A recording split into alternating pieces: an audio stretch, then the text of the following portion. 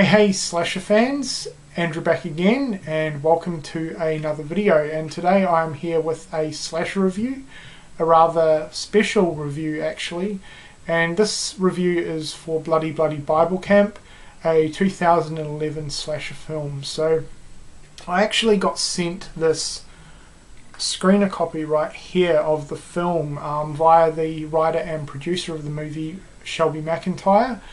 So Shelby, thanks so much for that. I really appreciate it. Now the reason that I got the screener or even got in contact with the producer Shelby was via a previous video that I did talking about this movie. Now a while back I found out about Bloody Bloody Bible Camp and that it was actually getting televised on one of the cable channels in the US and I think Canada as well. Unfortunately, because I live in Australia, I wasn't able to watch it, but I definitely wanted to let you guys know that it was getting televised. No idea if any of you actually got around to watching the movie. Hopefully some of you did.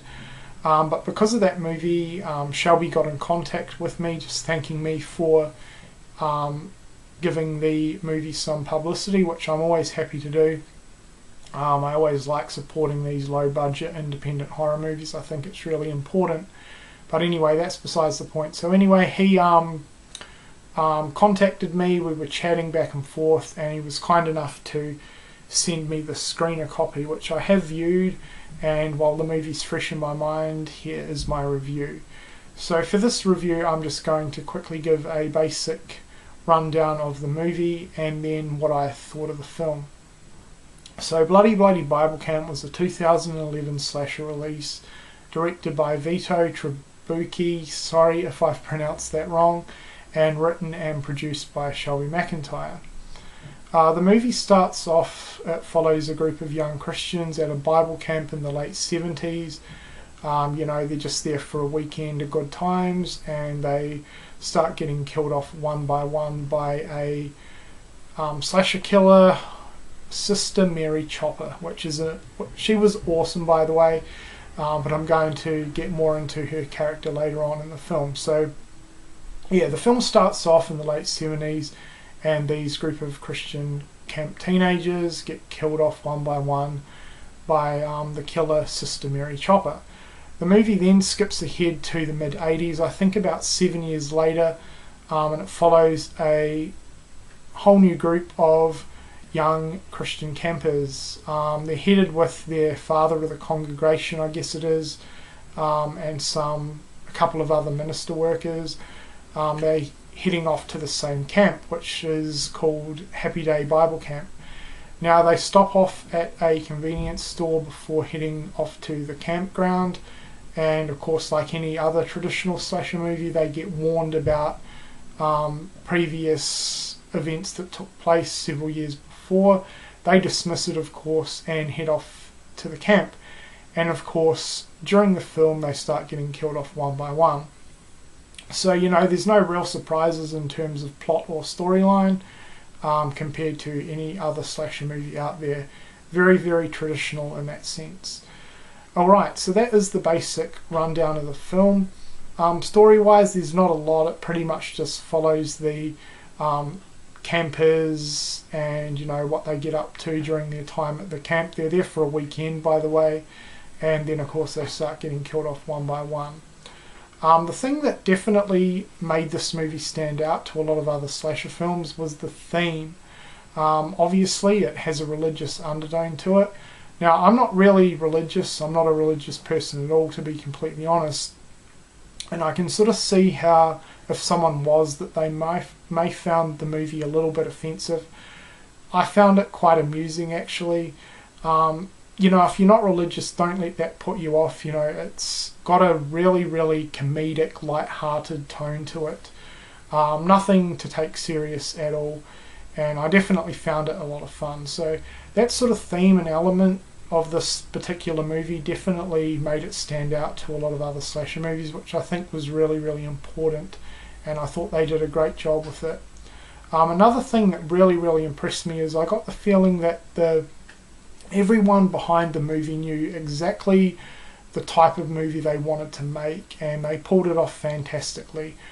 To quickly sum the film up, I would kind of compare it with a combination of, say, like Friday the 13th or any camp themed slasher movie mixed with, say, a camp movie like Porky's. It definitely had a fun, light-hearted, comedic element to the movie while being a slasher movie as well. Now, I'm not normally too big into my comedy, especially when it comes to horror films and slasher movies in particular. I feel there's a really fine line between getting it right and being kind of annoying.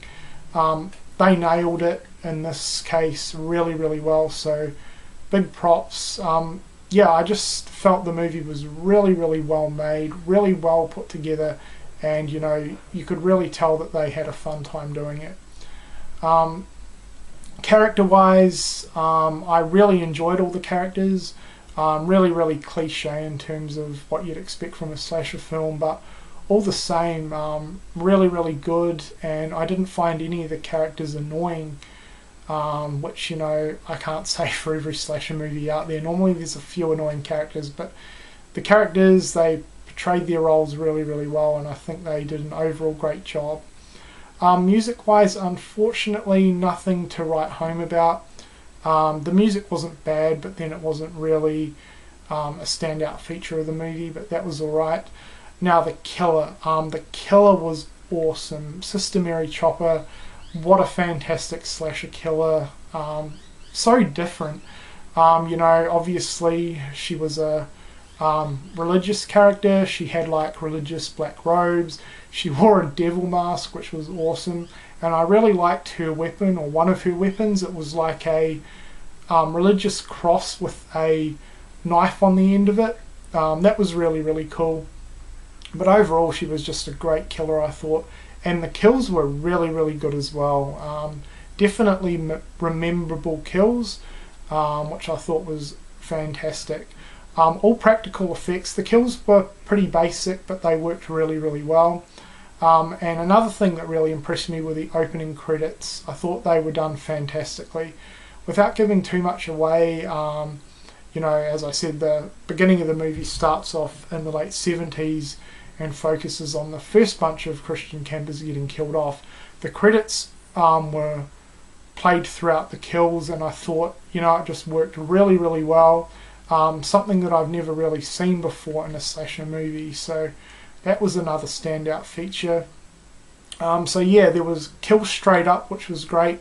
Then there was about sort of 45 minutes to an hour, you know, of just focusing on the characters and the build-up, and then the remaining half an hour of the movie was pretty much the next lot of campers getting killed off. So again, very traditional in that sense when it comes to a slasher. But overall, I thought the movie was really, really good. It definitely surpassed my expectations. I wasn't too sure what to expect going into it, but I was left completely satisfied. I think the movie had the effect on me that it was meant to, and I just had such a fun time with it. So, guys, if you've never heard of Bloody Bloody Bible Camp and you're wanting to own another slasher movie, watch another slasher movie, have another slasher movie in your collection, I highly recommend it. It's a really, really fun time, and big props to everyone involved with this movie. You guys are awesome and you did a phenomenal job with it. So big thumbs up for that. And once again, Shelby, thank you so much for taking time out to send me the screener copy. I really appreciate it. Now, there is some good news. I was on Amazon before uploading the video and came across the official DVD release of the movie. It's not out yet, but it is up for pre-order. It's releasing next month, I think October the 9th, I think it's the 9th. So I'm definitely going to be picking up a official release of the DVD. I definitely think the movie is well worth owning in my collection.